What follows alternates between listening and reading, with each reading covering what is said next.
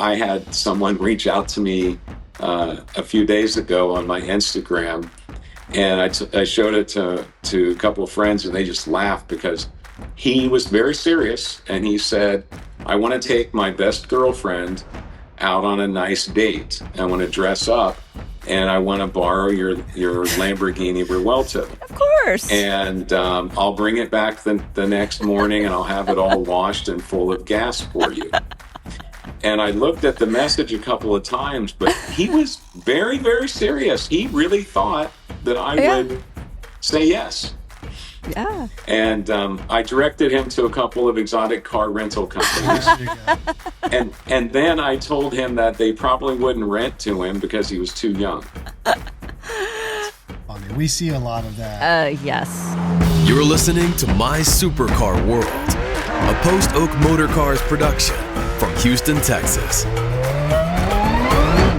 Welcome to My Supercar World. I am Diane Kaplan with Post Oak Motor Cars. And I'm Lonnie Souza with Post Oak Motor Cars. Welcome. Welcome to you all. And we're looking forward to introducing you to our next guest, Diane. Yes, Jeff Miller. So for those that follow Post Oak Motor Cars and the Exotics Network, you have seen this gorgeous Cohensegs in these rallies, and it's usually Diane's hand waving out the side of the window and this beautiful blonde driving them. That would be some of the collection from Jeff Miller and his daughter Bryn, who I have been fortunate enough to spend time with these last couple of rallies, and I keep telling you about him. I'm like, oh, I met this amazing collector. He's so nice. Yeah. And I think the one thing that I love about you, Jeff, is that you're like, these supercar owners and hypercar owners, you should get out and drive your cars. They're not just here to collect dust. And I love it that you drive your cars and you've included your kids into it, so now Bryn's got the bug. And so anyways, welcome to My Supercar World, Jeff. We're so excited to have you. Thank you for having me. Yeah. So I guess kind of go into that. Tell me about kind of how you got got the car bug and all that stuff. Yeah. Where did your collection start? What was your first car in it? Guide us through it. Sure. So I'm number 5 of 6 boys in the family, and all my older brothers and my father were car nuts. And, we started with jalopies, and I had to learn how to wrench to keep cars running to get to school and get to college. My 2 of my older brothers drag raced, and they were into Mustangs and Corvettes. And then I had one of my dad's best friends was always into Shelby Mustangs and Mustang GTs. So I just kind of naturally grew up around it and enjoyed it. When I had my business with my partners, I had to remain very modest because we had a very humble, that was our philosophy, is be humble in life and business. So I couldn't really have too much. So I had a lot of Shelby Mustangs, and I went through those, and I always had one kind of Porsche or another. And then after, I semi-retired just before we sold the business. I was able to let my hair down a little bit and start buying McLarens, and, I bought my first Ferrari, about 7 years ago. And then after that, I just kind of wanted to do better and better. And I got a lot of Ferraris and McLarens and supercars. And then I got the bug of a good car mentor friend of mine by the name of Michael Kobler. Took me a ride in his P1 in 2015. And I said, one day I'm going to have one of these when I can. And, when it's safe and my customers don't think, it's too flashy. So we sold our business in 21, and November of 21, I bought my first hypercar, which was a McLaren P1, and then kind of took off from there. Wow. That's amazing. I guess, when did you start really getting into like all the rallies and getting them out there? I mean, did you just instantly start wanting to do that? Getting the community engagement? So I never tell people that I'm a collector. I tell people that I'm a user, I'm a driver. I like to, for me, it's all about the performance of the car, how it feels to drive it. And of course, obviously, looks, styling, and all that are very important.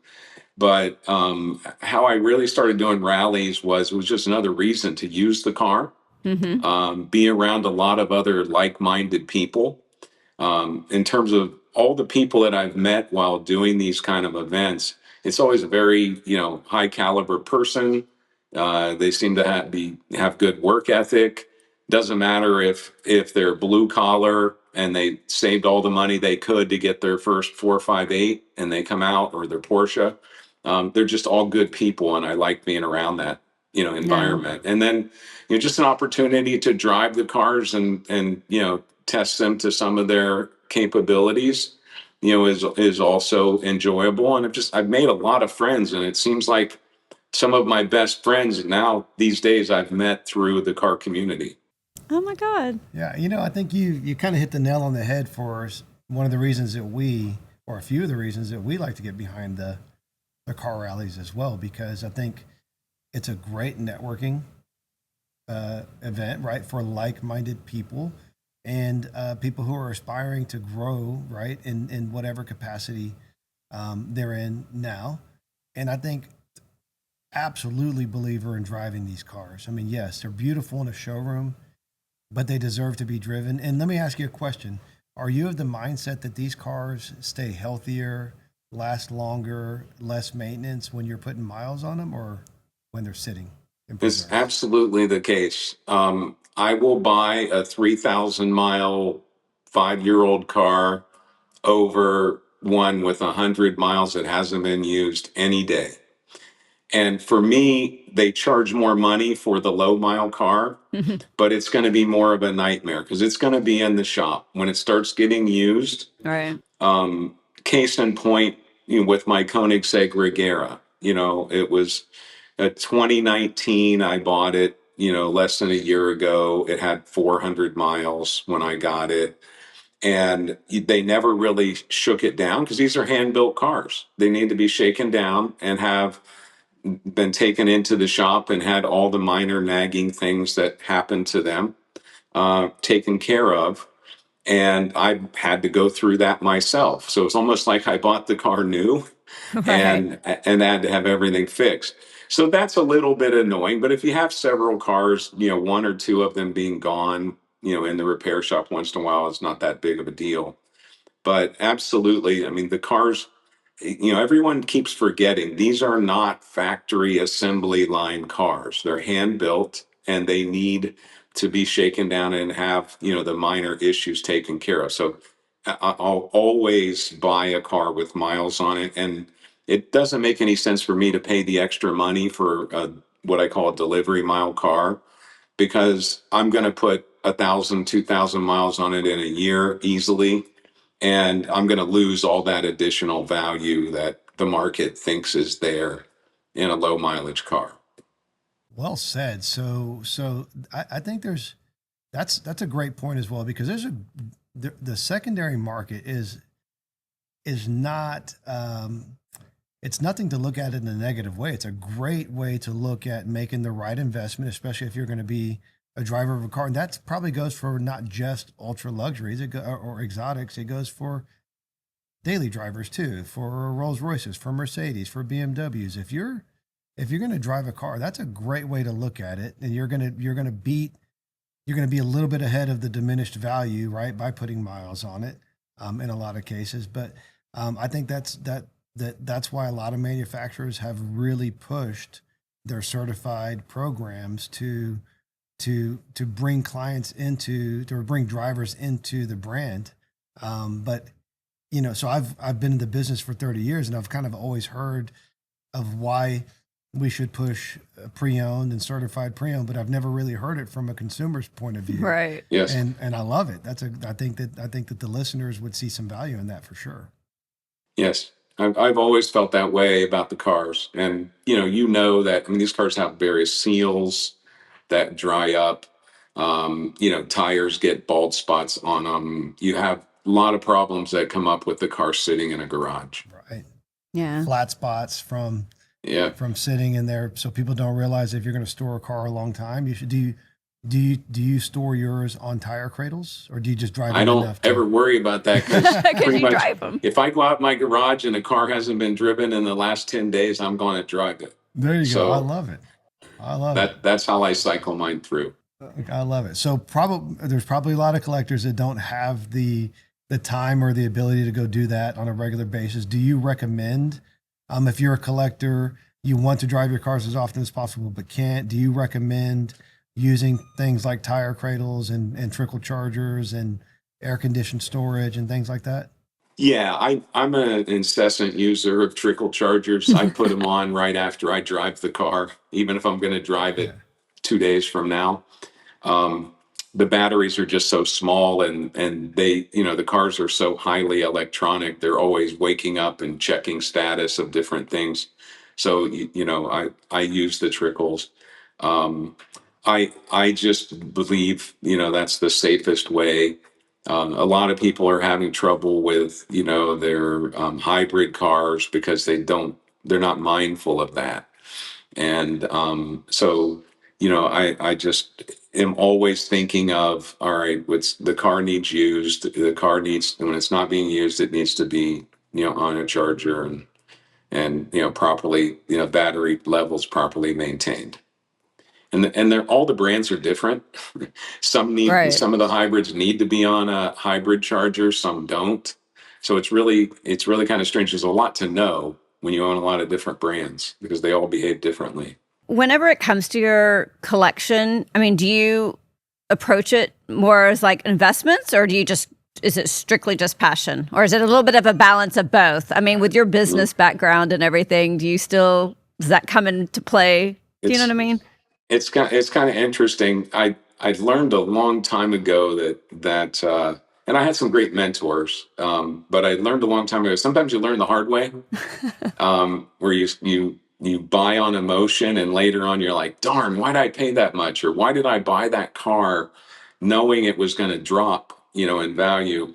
So I buy limited production stuff for the most part today, with the exception of other cars I'm going to put lots and lots of miles on, that I'm doing more rallies with and such. But I do and look at it from an investment standpoint. I look at my cars as rolling stocks. Okay. So rolling stocks that I can actually enjoy. If something is declining, it's like a dropping stock. I'm going to sell it when it's as high as possible Hmm. and move on to something that's going to be appreciating if I can. I find in the hypercar world, most of those cars hold their value fairly well. If some of them drop off a little bit, they usually flatten out and stay there, and they never really drop below a point. My goal when I started collecting and using hypercars was to try to buy one, use it for 3 years, 4 years till the next model comes out, and my investment has been pretty well protected during that time. And the next model costs a little bit more, but you're going to get the majority of your original investment back when the next model comes. So, example, my Bugatti Per Sport to 2023, I'll have it 2 years in August. It's got, almost 6,000 miles on it because I've rallied it so much. 3 years from now, when I get the Tourbillon, it's my car will probably have 10 or 12,000 miles on it, and I think it'll still be worth right around $4 million, which is what I paid for it. And I just paid the additional to get the Tourbillon. So, I really do look at things as an investment. Okay. I've done well on some cars. I've lost on others. Certain things didn't go out as well as I planned, but it's a law of averages. So as long as it averages in your favor, you're fine. You can't expect to make money on every car that you own. It's just not going to happen. I'm going to take a clip of what you just said, and I'm going to put it in our sales offices so that we Right. can play it on a loop for all of our clients that are looking at ordering tourbillons. Exactly. Yes. Because it's I'm glad that it's coming from your mouth, because it's hard for us as retailers to say, hey, buy this vehicle, it's an investment, even though we think we know that in the back of our minds. And sure, does it come up organically in some conversations? Yes, but we're also not, we're not advisors, and we're not, we're not brokers, so we can't give advice, to somebody to buy a car because it's going to be an investment. But it's nice to, it should be said and heard from somebody who is a collector that in the most cases that is what happens with limited edition exotic cars, is they are at the very least more stable, and you can count on them you can count on some sort of return at any given point in time that's much better than what's going to be out there, putting your money out there in the free market, right? Yeah. So I can give you a couple of examples, just, more people are going to watch this. So you look at my 2018 Koenigsegg Agera RS. The original owner paid $2.1 million for the car. About a year ago, those cars were sitting at $5 million. They dropped back down. Right now, they're around $4 million, give or take a couple $100,000 either way, depending on the model and all the features and so on. So that's a big gain for the original owner, right? He sold the car for $4 million after holding it about 7 years. My Koenigsegg Regera, it was a $3 million car. It's still worth about $3 million, 6 years later. I'm thinking that my Jesco, when it gets here, the minute it hits the street, I paid a little over 3.4 million for it. It's going to be worth around $5 million. So, but will I sell it? No. But the point is, you do have to look at them as a rolling stock. I really think that's the proper way to look at it. I mean, I'm not in the billionaire category, but I think the billionaires look at it differently. But they look at it, I think, from a pure sense of enjoyment. But the billionaires that I know that are into cars, that's how they look at them. For them, it's part of their investment portfolio, just like their real estate or their stocks or their private equity money. That's how they look at it. It can really be valued into your net worth because it is a collateralized, right? In some way, shape, or form, you've got a certificate of title, you've got ownership, and you can absolutely monetize the sale of that product anytime you need to, right? Yes. Yeah. Well, sometimes you have to watch when you're going to sell it. You have to sell it at the right time, right? But of course, it is an asset, and that's the funny thing. I was doing a statement of net worth with my Morgan Stanley guy one day. And he says, "Is this everything?" And I'm like, "Well, I forgot one thing." He's, "What's that?" And I said, "Car deposits." I said, "That's an asset on my balance sheet as well." Okay, I have to know. I have to know now. Right. What today as we speak? What is the? Because you've got a few great cars in the works. What's the total amount of deposits you have out there right now? Could you share that with us? It's probably right at $4.5–5 million in deposits on cars. Yeah. Oh my God. Wow. Which one are you most excited about? Because you've got a Koenigsegg, you've got the Tourbillon. I believe Bryn told me there's another Porsche in the works. Yes, and I have a Koenigsegg Gemera coming as well. Oh, wow. The 4-seater as well. So, yeah, those are the few that are on order. So I always have something coming, but I'm not really patient. I really like to buy cars on the ground. Yeah. I waited 4 years for the Jesco, and it's a long time for me to wait, especially. Okay, so I have a tough question here. In today's environment with the tariffs and the unknowns ahead of us, right? And so I think that we can be optimistic that most of the brands around the world are going to come up, and the countries will come up with some sort of solution that will be palatable for the majority of the consumers. Now, all the vehicles that we're talking about, these are very small. Even the biggest of them, Rolls-Royce or Lamborghini, are still very small compared to the other automakers in the world. And maybe they will not be able to have the benefits of the big companies where they can kind of leverage their size and mitigate the cost of the tariffs. That said, my long question, if the tariffs go into effect and raise the prices of the vehicles that you have on order, would you still be moving forward with those purchases? So I think it depends on the car and what I feel the car is going to do. So, best example I can give you, right? A Ferrari SP3 Daytona right now is around $2.5 million window sticker, and people are paying $5.5 million for the car here in the States, one on the ground or an allocation. So in that case, you'd be happy to pay the extra, Right. right? Because you're going to have the value the moment it hits the ground. I have to rethink a couple of my orders. I really do, because the value may not be there. If car X costs $2.5 million, I have a car right now. I don't want to name any names, but I have a Right. car on order that's 2.8 million MSRP. And if I have to pay another 25% on that, it makes it a $3.5 million car.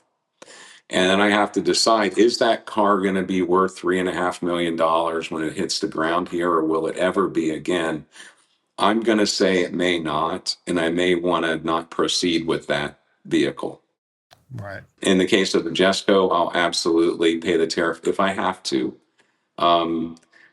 All my friends are calling me, and people I don't know are calling me saying, what are you going to do? How are you going to navigate this? And I said, I think it's too early to make a plan.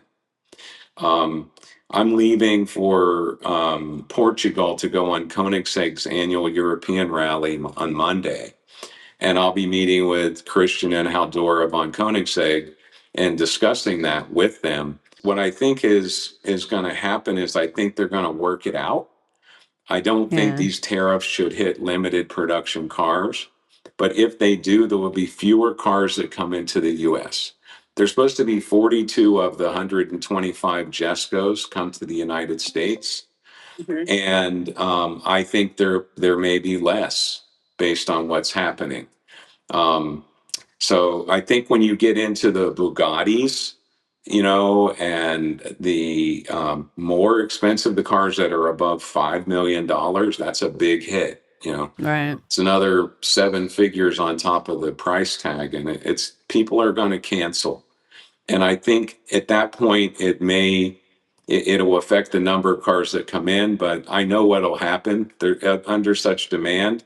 There'll just be more cars placed in Europe or the Middle East or, in Asian countries than there are today. Agree. I think on two parts you just said is one, I don't think the tariffs should hit the exotics at least as much as 25% like they do on the other vehicles, because it's just such a small, you can add all the exotics combined and they don't scratch the surface of what a Japanese company would import into the US. Right. That's one. I think they need to set an upper limit on what the tariff is, on a car. Agree. Hopefully the right people will listen to this podcast. I know, right? We put it out there. Yes. But yeah, so let's say that just speculation that there's a middle ground and that it does increase 10% or something like that, just throwing a number out there. And maybe it does affect some people in the market and kick them out. I think what you will see is what you just said, fewer cars coming in, which will also help retain the resale value of those cars too. And I think that goes along the entire spectrum. Yeah, people call me all the time. They're interested in buying my Pure Sport. And there's only 22 of them in the United States. There's only 2 of them that are yellow. And, they say, what will it take to get it out of your hands? I said, I don't want to sell the car. But if you want me to throw you a number, I'll throw you a number. And then they start, well, it's got 5,000 miles. And I said, like I told you, I don't really want to sell the car, but they're not making them anymore. It's like beachfront property. Once, all the lots are sold, the value of that last one goes up significantly. So that's why I like the brand so much, because it's a retained value is so good. So I'm hearing you say that you don't view the Chiron as the old body style of the Bugatti. It's its own model. It's its own car, and it will have its own value forever because it's limited. And the Tourbillon is just an entirely different car to add to your collection, right? Yes. Yep. I just Bugatti is fantastic with their follow through with their customers after ownership. And I told them at the last rally that I did with them at the Formula One race in Vegas, I will always own a Bugatti for that reason, because it's my ticket to get into your events. I don't want to ever sell my entrance ticket for this. I was at that rally. I'm sorry I didn't get to meet you there. I didn't drive on the track, but I did drive the Bentleys through the desert and the drive, and then got to sit with a lot of the owners afterwards. But I wish I would have known you then. I would have loved to have shaken your hand. Yeah, of course. We'll do that at some point, Lonnie. So Yeah, yeah. Yeah, it's fun. I was telling Lonnie too, I'm like, y'all will all for sure meet in Monterey Car Week because Jeff and his family stay at the same hotel we do. So in this last 2 years, I'm always like, there's that guy again with that yellow Bugatti. And I'm thinking, and then what is the small world? We end up all meeting, and I've been so excited to have met your daughter. So I love it that you also bring your kids on these rallies. And that's what got Bryn into it. And now she's like tracking, one of the GT3s, and she goes on these rallies with you. I love that you include your kids in these. yes, if you talk to Bryn for 30 seconds, her favorite thing to say is how she beats my lap times now after only being out a few times. Yes, she does. Yeah. And she's quite the young woman, and I'm so excited for her. Lonnie can attest to this. I don't return from trips too often and saying, oh my goodness, I just met the most amazing person. They need to be in the car business, I did. And he's like, okay, I've got to meet this young lady, because Diane never says that about anybody. Yeah, and you haven't really spent any time around Ryan, my son, and he's equally enthusiastic about the cars. He won't go on the track though, because he knows he won't be able to beat his sister. So he won't do anything that he knows she can beat him at. But he's done a lot more rallies than Bryn has actually with me. So we've done smaller smaller club rallies that are 2 or 3 days long. We've done the Exotic Network Rally, which is usually a 1-day event, and then my favorite ones have been the bigger manufacturer rallies, or the ones that white label events have put on, with like McLaren Ultimate Series cars. But they've all been a different kind of good. And I've been really excited to do something in Europe. So this is the first one coming up. And my expectations are really high.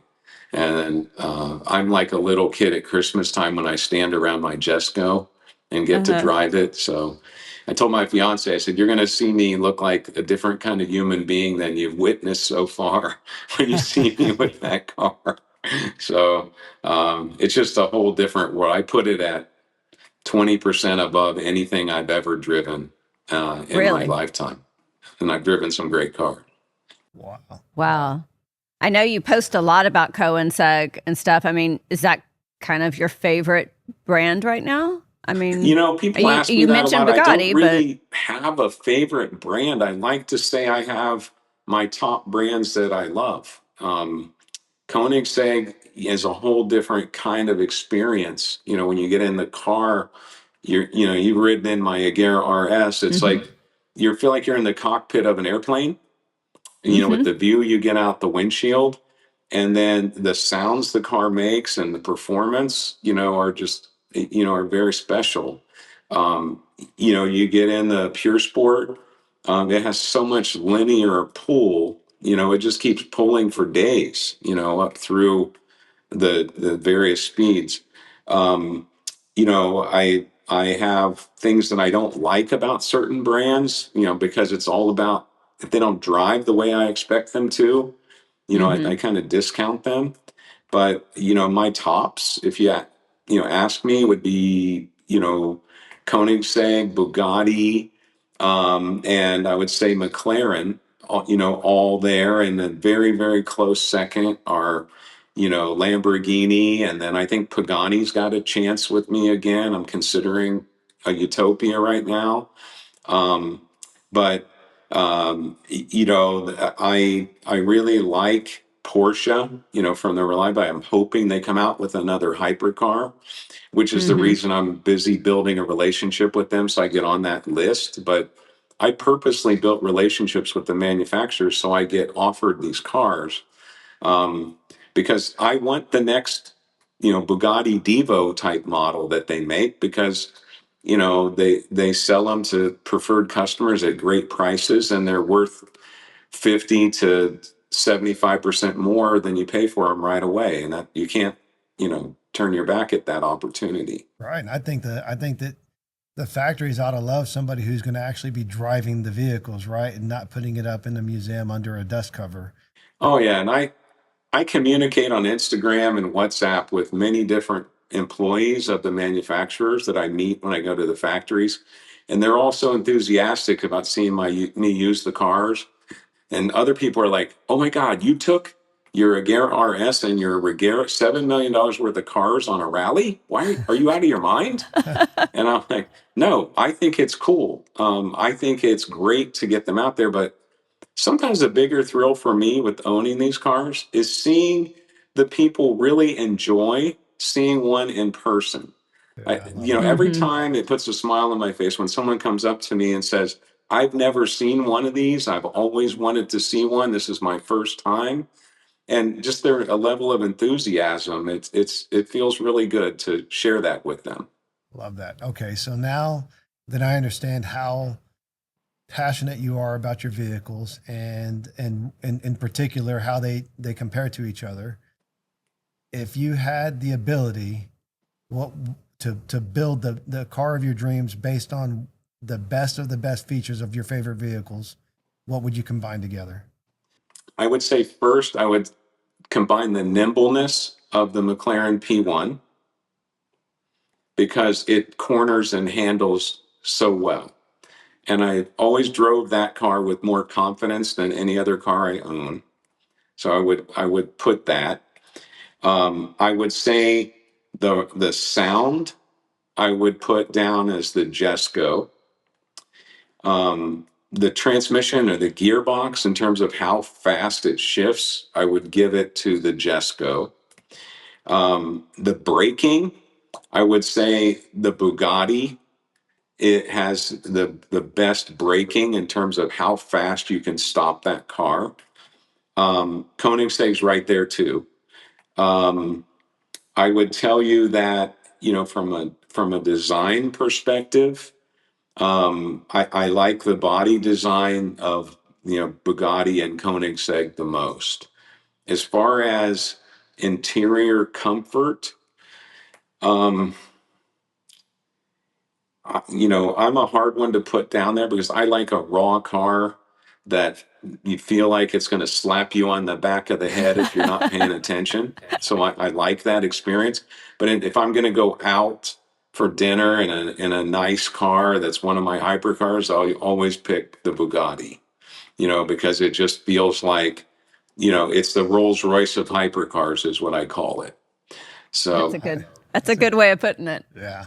Yeah, that's what's, you mentioned earlier about that car being on the line, just being the longest on the line. Did I hear that? That was the right car you were yeah, talking about? it's very linear, just pulls and pulls and pulls. Yeah. Right, because they have that quad turbo, and the way it syncs up with that W16 engine.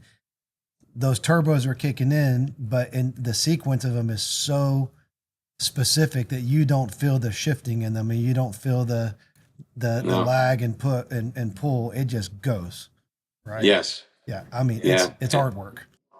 Yeah, and I've had the pleasure, 'cause through my experience of buying my remots, of getting to know the test driver Goran, and he's testing the Tourbillon right now, and I'm talking to him on WhatsApp once a week.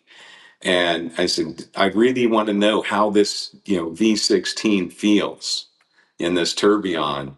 And he just says it's so linear. It pulls so hard. It's like a Bugatti, only better, And so I'm excited about that. Um, I also am a little concerned about how it's going to handle because it's a big car, right?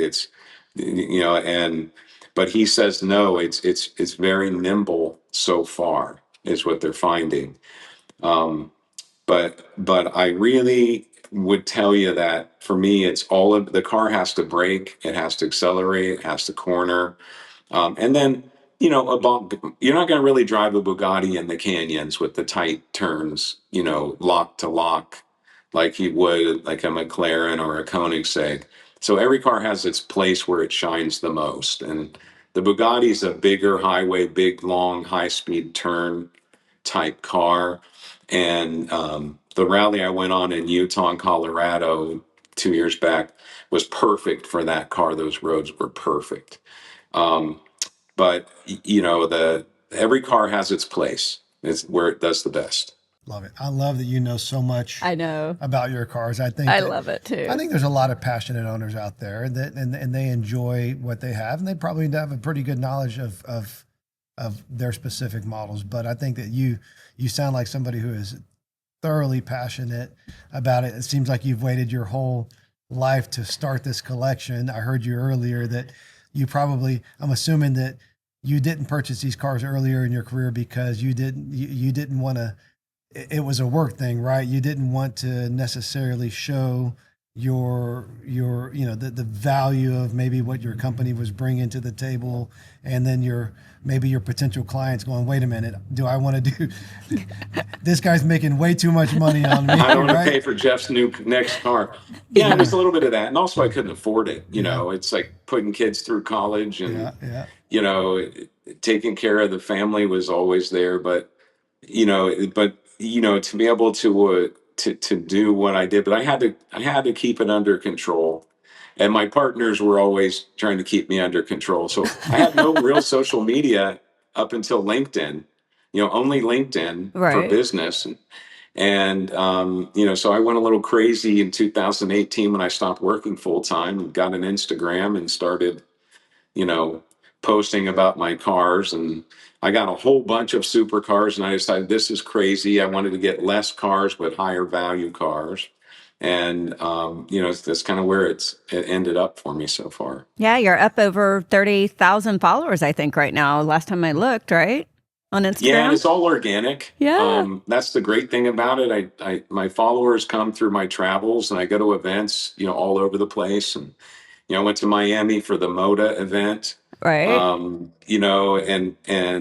that was a lot of fun. And then my followers went up quite a bit. And I love the kids over there are so passionate about the cars. I mean, but there they follow you on a scooter. And to your destination. I had kids follow me 5 or 6 miles. Aww. Just to see the car up close and talk to me when I got back to my hotel. God. So it's been fun. It's fun. So I like going different places. I want to hit the central part of the country next. I want to get to Texas, and yes, you need to.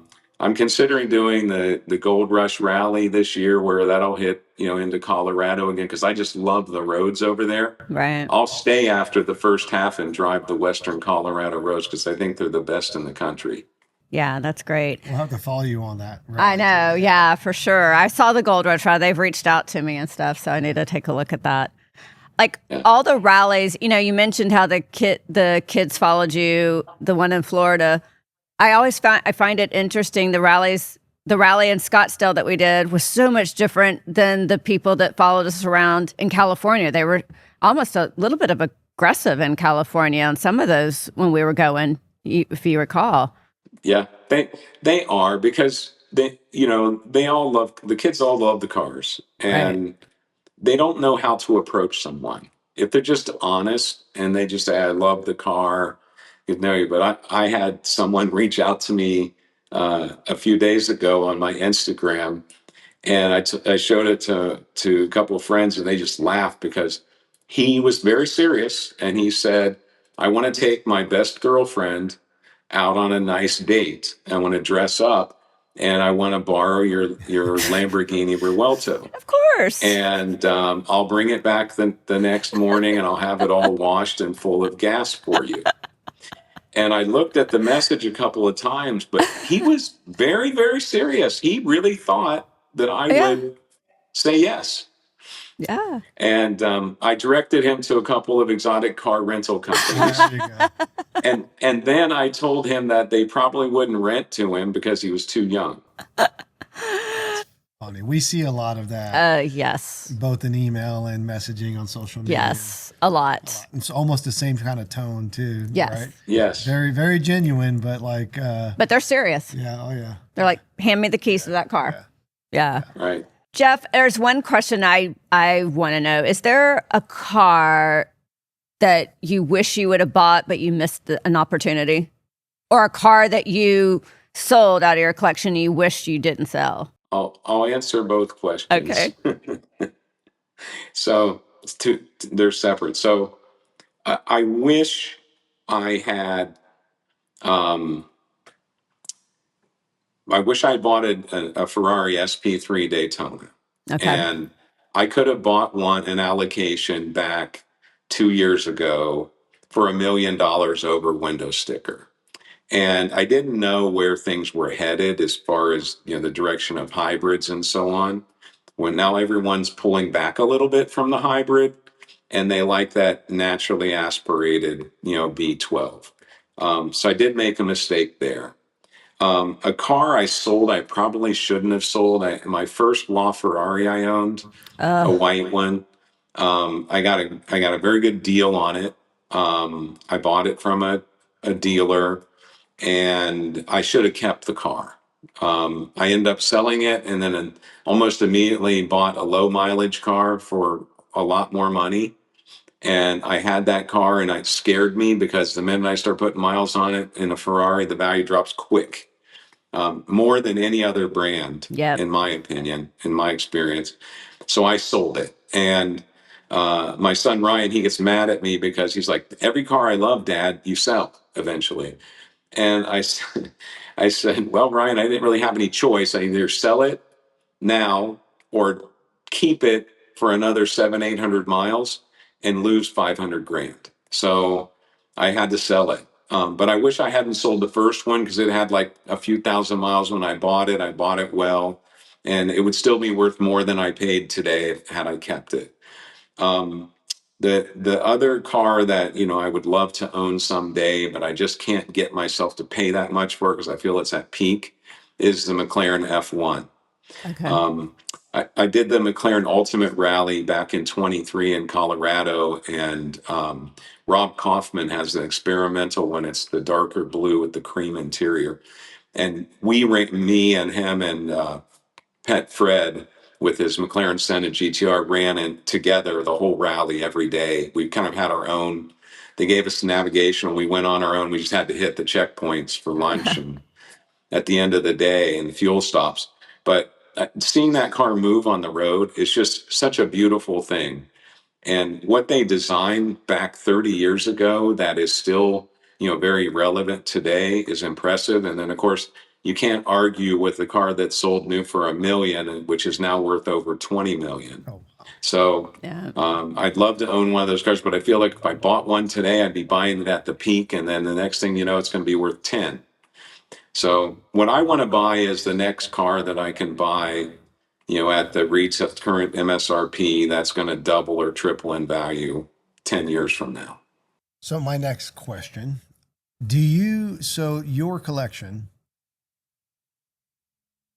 does it stay, and you don't have to answer this, and we can delete it if you want, but does it stay in the estate, in the family? Does it become generational, and do you pass it on? It's interesting, I have cars. I never thought I would sell my red McLaren P1, but I sold it recently, and it was my favorite for a very long time. And I didn't have any regrets after I did because I know I can buy another one. I want to buy that one I first rode in from my friend Mike, is my plan. So I thought that would stay with me through the rest of my life. There's other cars in there, but yes, I would like to see my kids take on, they won't be able to maintain all of the ones that I've maintained with their busy lifestyles, but I would like them to pick a couple of cars that they would keep if I get hit by a truck. And, Stop. that's what I would like to see. I'd like to see them continue on. especially if the manufacturers are going to continue to offer extended warranties. Right. And Yeah.